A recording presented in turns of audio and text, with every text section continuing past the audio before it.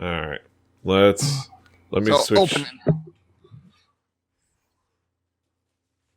All right, so zoom in on that, if you can. Let's see. Does anybody have a photo of Mr. Matthew Walton floating around? I could find one. I bet. Let's get a good picture. If we can find one where he's got a colored polo or like anything with paisley. God damn it! I can't. All I can find is that picture he has on his Twitter of him with like a birthday hat on. Him with a wizard hat on and a pipe. Yes. Yeah, looks like a birthday hat. He's at my house wearing that. Yeah. At MW or Mriddick W. Mriddick W. Oh, come on! Do you not post pictures of yourself, you giant butthole? Damn, I'm kidding. Squirrels is a very nice man. I am going to have to shrink this URL. GOO.gl. I'm gonna have to pop this picture up every time we mention squiggles. You know what? Where's Gabe Newell from? Like geographically, have we found Squiggles' dad? Can we talk about the 1992's most forgotten album? Yes. I also challenge your most forgotten album of 1992 with Tom Waits' Bone Machine. Nobody cares. I'm sure it's big in Japan. Yes. Or Arrested Development's 3 years, 5 months, and 2 days in the life of. I'm big in Japan. I like Tom Waits. Also, Sugar's Copper Blue, but that wasn't forgotten. All right, so let's get Record Breakers in Record Breakers in 3, a 2, a 1.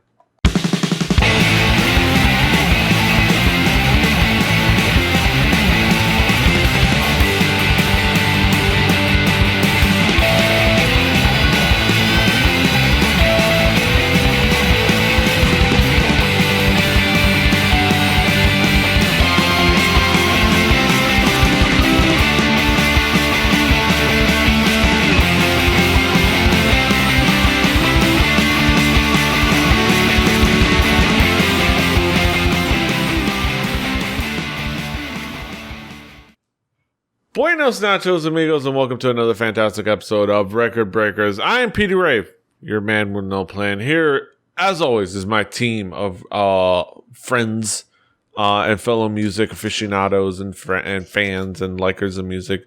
We've got Brett. I'm big in Japan. We've got Drew. Hello. And we've got Patrick. Konnichiwa, bitches. Yeah. We're here to talk about music, and the provider of the music this week is none other than Drew. Drew, what do you got for us this week? I believe before the show we were talking about how it's one of the 90s most forgotten albums. Many know them by the album that came after this. I'm going with the first one because it is superior. And we're going to be checking out a band from California. You may have heard of them, may have heard of their lead singer. No Doubt self-titled album. Mm-hmm. No Doubt self-titled album. Very fascinating record, to say the least. I'll start with Brett. Brett, what were your expectations coming into this album? Well, I owned this album. And funny enough, it was because my buddy's mom was trying to buy the other album and didn't know that there was an album before. You may have trouble. This was one of those, like, I never saw this compact disc for sale ever. Yes. I never, like, a lot of people just refuse, but like before the internet, you would not have known. She got it from a Columbia House, like, dollar CD thing. Yeah. So they were probably trolling people trying to get rid of stock of these CDs because nobody wanted them, because this album doesn't sound anything like what came out later in the 90s. But I have a deep relationship with this album, and it was fun 15 years after the fact to get this album in my ears and listen to it again. Mm-hmm. Patrick, what expectations did you have coming in this album? I could have reviewed this album without listening to it again. This is an album I'm intimately familiar with, that I love, that I know my way through most of. I've played on drums more times than I can think of. So yes, I like it. Mm-hmm. Drew, how would you describe the themes and elements of this album? Well, think about when this album came out. This was 92. The reason there's not many copies of this record floating around in actual hard disk form was they didn't really sell well. Oddly enough, the Weird Happy Ska Band in the middle of 92 sold like 30,000 records.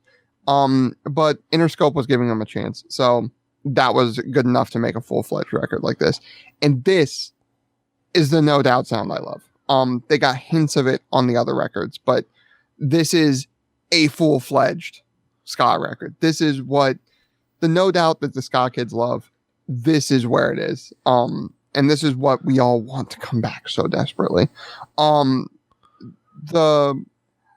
There's a steady danceable rhythm within the drums and the guitar. Really, really great work on the rhythm guitar to keep a good dancing pace. And there's some really good lead guitar work as well. The horns are always solid. Me being the super ska-loving, happy-go-lucky guy I am, there's never enough horns for me, so I wish there was a little more. But that's me being nitpicky. But the thing that comes out on this record is twofold. One, Gwen Stefani's voice, let's be honest. Gwen Stefani made a solo career for a couple of records because she has a good voice.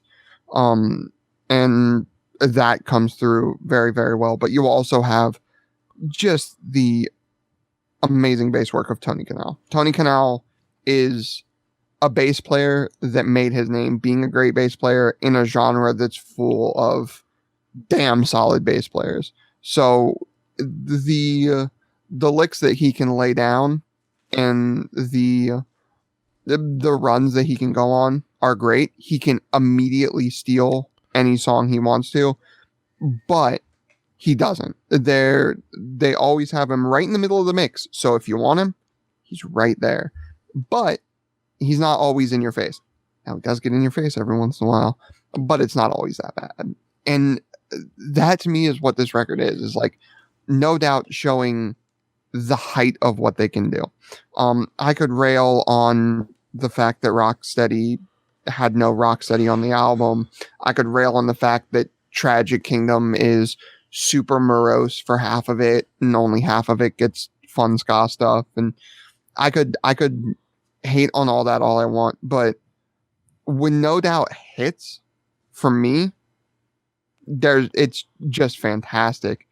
If I could get one more album like this out of them, like, I'd be super happy. But yeah, and I would say this is definitively their ska record. This is the ska we all know and love. But there's a little bit more going on than just ska. Even in this early incarnation, there's some really cool like other genres that kind of get peppered in, like a little bit of disco here and there, and a little bit of like other feels too. Brett, what would be the themes and elements that caught your attention?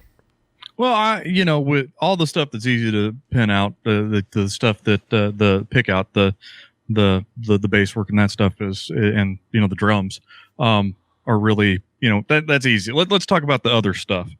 This was well before the vocals of Gwen got developed and honed and voice coached and made into a product that could be sold on its own or be put on a TV show that's all about voices.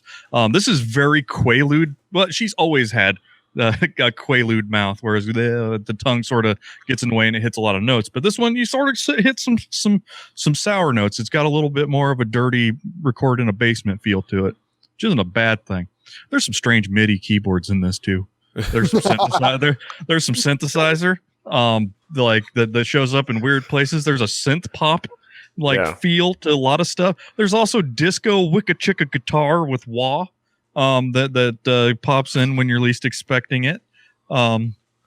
There's also a weird way that the guitar and bass play with the the swells of the horns that you don't think of. Well, I do, because there's like the opening to this album and the last song on this album both are stuck in my brain, because the first time I heard them when I was a youngin', I was like, what the hell is this?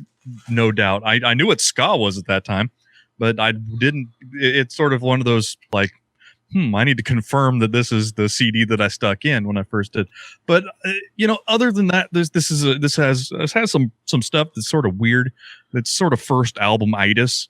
And you can definitely say that the people behind the vocalist were a little more polished and sounded like they played together a lot more before she was in the picture. But they are not nearly as well marketable as she is, as would later be proven. But overall, this was a pretty nice look back at the sounds of, like, 1992 is a weird time to be going back to this sound. But yeah, I enjoyed it. Yeah. Patrick, what would be the theme song that's got your attention? Not mentioned by the first two people, so I'll take it here. No Doubt had another Stefani in the band at this point, a guy named Eric, Gwen's older brother, who started the band and never ever was with them when they got a hit, because he was busy helping make The Simpsons, which honestly, if you're going to leave the band No Doubt in 1992 to go work on something, go work on The Simpsons. You were there for the good years. But the thing No Doubt didn't have later was like crazy piano and organs and weird synths and stuff. And that was something Eric brought to the band. He is basically the sound I feel this album really is like, and a lot of it is early 90s pop punk meets madness, which I think is pretty much what the band was. I mean, you got, the guitar player Tom is sort of from a more punk background. Adrian Young, the drummer, is more of a punk kid. You get Tony Kanal, who's, I think, one of the more underrated bass players of his generation, just wailing this whole record. And then Eric, who was an enormous fan of Madness. And then Gwen being Gwen, especially before she was trying to be, before her shit was bananas, really. And she was just this, shy little girl. I mean, when they recorded this record, I think she was 18 or 19, if that. She was very young. And it shows, but it's also, it's full of energy, and it's a lot more honest than their later albums, which felt entirely falsely created. That's not to say Tragic Kingdom isn't brilliant, because it is, but after that, like the downfall after Tragic Kingdom was everything felt like it wanted to be that, whereas this is its own thing separate from. Kind of a really good way to put it. Drew, what would be some of the key tracks to zero in on? To me, it's hard because, like, this is one of those albums where it's like, oh man, it's always one of those things I go back to, and I love every track I hear. And like, for No Doubt, I'll go to other records like Return to Saturn or Tragic Kingdom, and I can pick out like the 4 or 5 songs I like off of those. But like, this is like every song I can go down the list. But to do a couple, Let's Get Back. The bass starts off like kind of stealing the show on that one. And yeah, like Brett said, Brett's not wrong. Gwen's a little unpolished of where you might know her now. But to me, her voice still sort of demands attention. You can still sort of hear that there. There's roughness around the edges, which I find sort of endearing in singers. That might be why I listen to a lot of punk rock anyways, but like, there's something there. And it just absolutely upstages it from the start and doesn't let go. And that's credit to Tony Kanal being Tony. The synth is also on this, like Swagger said, actually, Eric Stefani, and just a fun diversion, adds a nice layer to it. Get on the Ball, I think was one of the first ones on the record where you really hear the horns start flexing muscle. And that to me, in a ska band, if your horn section isn't up to at least the level of the rest of the band, then you're doing yourself a disservice as a ska band. And the horn section of No Doubt, when they were allowed to play, were always up to the level of the two ones that you always hear in hear about in the band, which is Tony and Gwen. And to me, that's saying something. Their horns always hit the right notes at the right time, which is good. And then we'll go into, we'll do the Record Breakers thing a little late, because we're going to go into the last song of the album, but that's also the first song because they took the music from the last song and put part of it in the first. Listen to the record, it'll make more sense. I swear I'm not rambling. And Brand New Day, there's just something special about Brand New Day. It's just a fun song. There's just something about it that every time I hear the music to it on BND, the first track, it reminds me of what this band can be. And like I said, there's songs on other records from them that I absolutely love. And I'm not going to be that curmudgeon punk rock rude boy guy. Like, oh, I hate all the new stuff. Blah, blah, blah. No, there's some new stuff that's good and that you can still hear the hints of what they were back in Cali. But it's like, there's just something special about this record. And nobody, like, when we set out to make the show, I think one of our taglines was like, let's just put stuff in front of each other and in front of people that like you don't hear or you don't know about. And like, let's just sort of do that and have fun with that and see what each other's reaction is and see if we have any listeners, what their reaction is to it. And this to me is something that nobody knows about. And that's sad because it's really fucking good. Yeah. Nobody really remembers, like, you know, new songs like Trapped in the Box, which was the song that I remember listening to many times, like around the time and before Tragic Kingdom came out. Brett, what would be some of the key tracks that caught your attention? I'm going to start out with Move On. See Sublime song Date Rape. It is a style of song that is of early 90s ska with the horn hits, and then it speeds up, and then it goes and rolls into a bitchin' guitar solo, then comes back to horn hits. It's the 145 of the 90s ska album.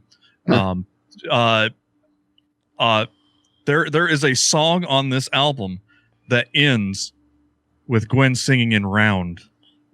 That is a Record Breakers first, everybody. Let's just put a flag in that. We have not heard a Round. I haven't heard a Round. No, I don't know that we have. It's our listener ombudsman Squiggles should call us out if I'm wrong on that. But no, this song opens and closes very well in a way that I like. It's what I remember from this album more even than Trapped in a Box. The way that the horn work was tight, kind of tight like Aquabat's tight.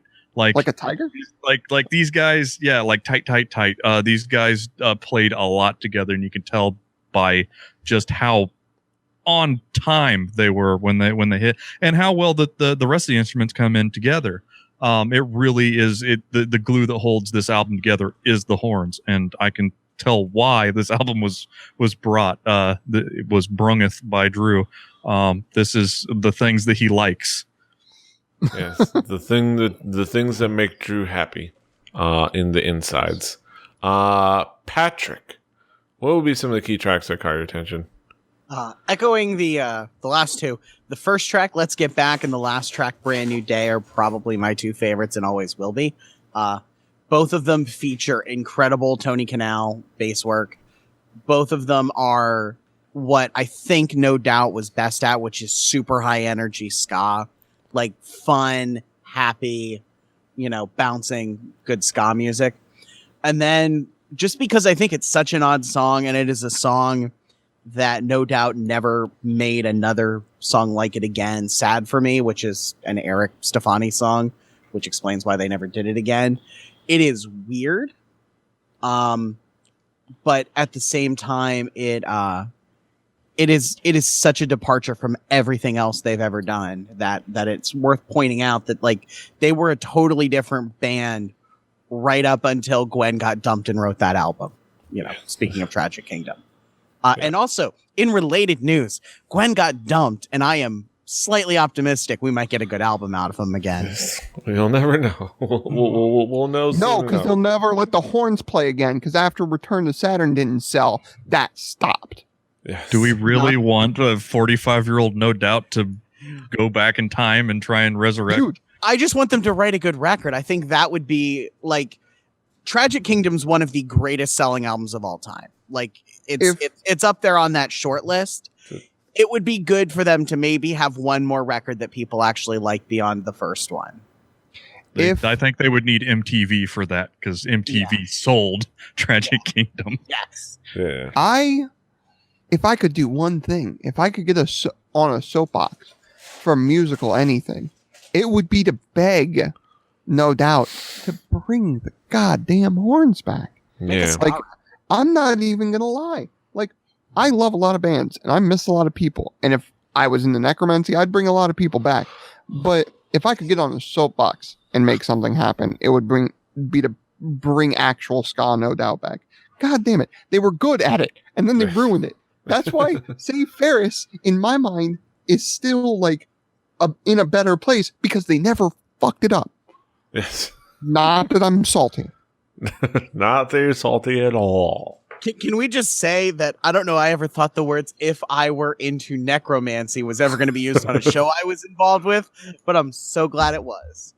Yeah, not while the camera's on me. Not that I'm salty. Not that I'm salty. But that being said, yeah, those are fantastic tracks. Like, you know, songs that you may have remembered. I think people should check it out. Going back around the horn, Brett, what would be your conclusive thoughts on the album overall? If I was into necromancy and more than just vampiric touch and, you know, would cause light wounds, I would probably say that this is an album that should have had a follow-up in its time. I wish that they found out that, you know, alt rock didn't pay more money. They didn't learn that they could polish up their front person and make a real item that sells on, you know, rock TV. And moreover, it doesn't end up being somebody who gets paid by network television is what you see of this band. I wish that things would have been a little differently for the most selfish reasons, but I understand money in music and being successful in music is tough to begin with. So I don't blame anybody for taking the cash because you can still make music with cash. You can't always make music with no cash. Yeah. But I wish in their time they would have done more and that we would like think of, you know, like the era of the later Sublime stuff. And I wish right after the Sublime stuff hit its wall that we had more, No Doubt, with horns, with really bitchin' like bass and guitar under horns. And I kind of wish the vocals never got polished up more than this because there's something about having that jiggly warble voice that doesn't always hit the right notes that makes this album tight. But you know, if you know No Doubt, but you don't know this album, No Doubt, you need to go listen to it. It needs to be a part of your, like, at least knowledge, because you'll see what comes up in the next albums through this one. Yeah. And it's an important kind of foundation to understand kind of where they went. If you understand where they came from, especially in this as your peek into that. Patrick, what would be your conclusive thoughts on the album overall? I'm of the opinion that Tragic Kingdom is what I call a perfect record. There's not a bad song on it. It's good beginning to end. But it also it has worn on me because I've been listening to it for basically 20 years now. I mean, I remember hearing No Doubt in 96 as a child, and I've been listening since. This record has not worn on me nearly as much. It is really, really good. If you like No Doubt a little bit and you've not listened to this record, you need to. If you like No Doubt a lot and you haven't listened to this record, why? It is so different than everything else they ever did, but you get so much of the intangibles of the band. You get, you know, Tony Kanal being an incredible bass player. Tom DeMott having that weird kind of metalhead edge inside of a ska band. And plus you get bonus Eric Stefani when he was, playing piano and being crazy and writing weird songs about toothaches. This is an album, like I said, I could have not listened to this and written and basically said everything I said because I listen to it that regularly even now. Like it's one of those, I feel like listening to ska today, no doubt Self-Titled's on the short list. And it's a really good record. It's full of a lot of good stuff and you should listen to it.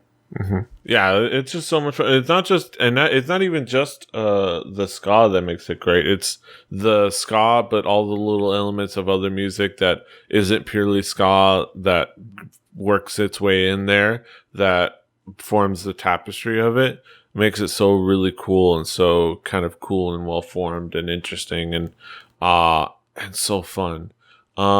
Drew, what would be your conclusive thoughts on the album overall?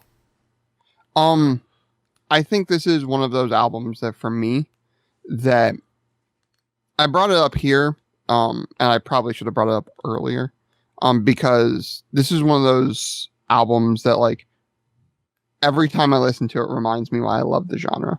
I'm the ska kid. We know that. We've been over this.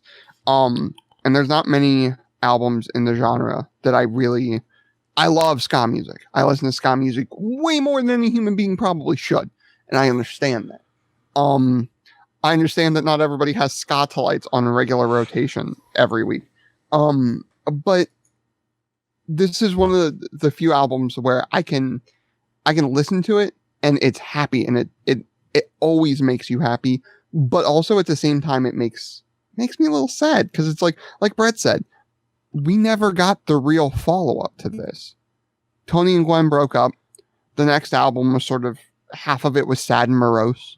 We've gotten songs and tracks on every record since, except for Rocksteady, because that album is garbage.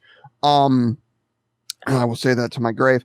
We've gotten tracks on every record that have sort of given the hint, given the taste of what No Doubt could have been if they kept going with the more ska sound.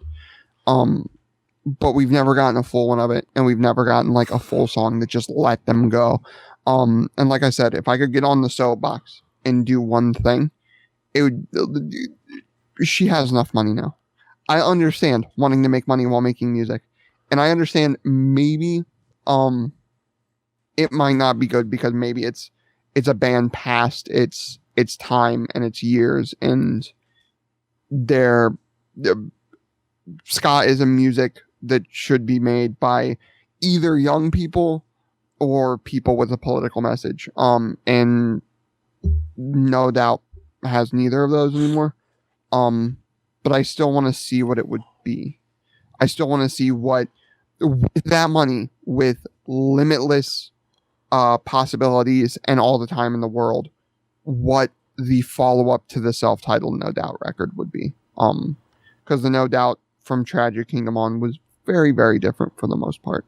And I think this is something that people just need to listen to know what else that band was capable of. Because, god damn it, they were capable of a lot. Yeah. And that is for sure. For sure. And with that thought, we come to the main event of the evening. We come to our haiku reviews, where we wrap it all up in a nice little bow and give it to you in a poetic form.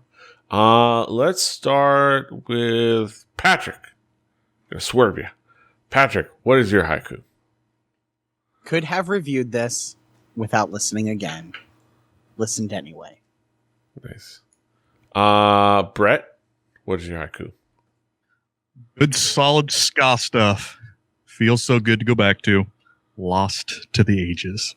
Mm-hmm. I'll give my haiku. This is your proof that No Doubt always was more than purely a ska band. Drew, what is your haiku? Some great ska music from a band that got big and then stopped the ska. Oh. And then we all got sad. Get verklempt. Verklempt. Talk amongst yourselves. Topic. Talk about how Rocksteady was neither rock nor steady. Discuss. The South Sea captain is neither a captain nor from the South Seas. Talk amongst yourselves. All right. Welcome back We to are- 1992, We everybody. are clearly children of the 90s. Though I threw in a Hearthstone reference in there for whatever reason. What's the deal with bugbears? No bugs, no bears. What's the deal? What's the deal? Are we going to bring in Jimmy's Chicken Shack for our next record? You invite Bill Meeks, he We will. talk about that one song. Yes. There's a deep cut. The one Oh. song that everybody knows that they apparently play in the middle of their set. So all the people that are old enough to remember it can just go home and go to work the next day. Yes. that, Which that should be what you open with, and then you should be like, if you want to go, you can go. We have No. other songs. no, do it in the middle so they did, can like- see a concert. Like I saw a YouTube video where like 4 songs into their set, they literally stopped and was like, "Hey, we know what y'all came here for. At least half of you came here for one song. We also understand that the people that came here for that one song probably have work in the morning. We're going to play that song, and then if you want to, you can leave." Well, And you know, one- there will be a day where we see a $20 show at the lawn at Deer Creek where it's Jet and Hoobastank, you know, for Yes. $20. Yeah. Like, you know, it all goes there. It all I ends saw, up there. because they opened for someone else, I saw Hoobastank once. They were probably the worst band I've ever seen live. They were god awful. Like, Yeah. they couldn't even play their hit, which was terrible. They couldn't even play it well. They were fucking awful. You know who I heard was good live was Story of the Year. I heard Story of the Year was great live, and I do not understand. That was coming from like a super like screaming metalhead. He was like, "No, Story of the Year was great live," and I was like, That being said, given that This got story, ugly. This This turned into the pre-show right in the middle of the show. record breakers. we didn't have the decide. pre-show, so we had the pre-show in the middle of the show, and y'all get to listen to it. A bonus fun for y'all listening at home. That being said, go check out No Doubt's self-titled album. It's on the Spotify Please. playlist. Go "I'm do begging you." Go do it. I will It's on second Spotify. Drew's begging. It's Yes. fantastic. That being said, that brings us to the end. You can find that on the Spotify playlist. On that Spotify playlist is probably next week's record. I believe that is. I forget the order. What order do we do his show then? I believe it's you. It's me Or a guest. or a guest. It might be a guest, but Jaime Shakira. Jaime doing Shakira. Jaime doing Shakira. We're gonna do You that go first. You hear it first. We'll coordinate that. And just so you have something to go on, just in case if it is me, it's going to be, speaking of self-titled albums from the early 90s, how about let's go ahead and do Candlebox. Candlebox's self-titled album. Let's have an interesting romp into that record. Second album? I don't know if it's the second album, but it's a No, self-titled. did they? I'm just wondering. Oh no, they've had several albums. They've had several albums, and they've also done the Smashing Pumpkins thing where only the lead singer is left. Oh, Yeah, well, Jesus. and that's recent. But that being said, Candlebox's self-titled album. Go check that out. Jesus wasn't the lead singer of Candlebox, It was Kevin Martin. so he wasn't the one that was left. Nah. Go check that out on the Spotify playlist and listen to that discussion when it comes. But that's it for us. Of course, you can find us all over the internet. Patrick is at The Swagger. Brett is at Hibbity Bibbert, HIBBI2IBIBBARD. Drew is at XJuciferX. I'm at PETEY RAVE. The show is at 4 Record Breakers. That's the number 4 Record Breakers. RecordBreakersPodcast.com. RecordBreakersPodcast@gmail.com. Rebelli TV on YouTube. Rebelli.net for this and other shows. Subscribe. Share, like. If you subscribe, you get notified a lot earlier than I say on social media. So subscribe, please subscribe. just being honest. But that's it. Until next time. Hasta los huevos. I'm big in Japan. Toodaloo.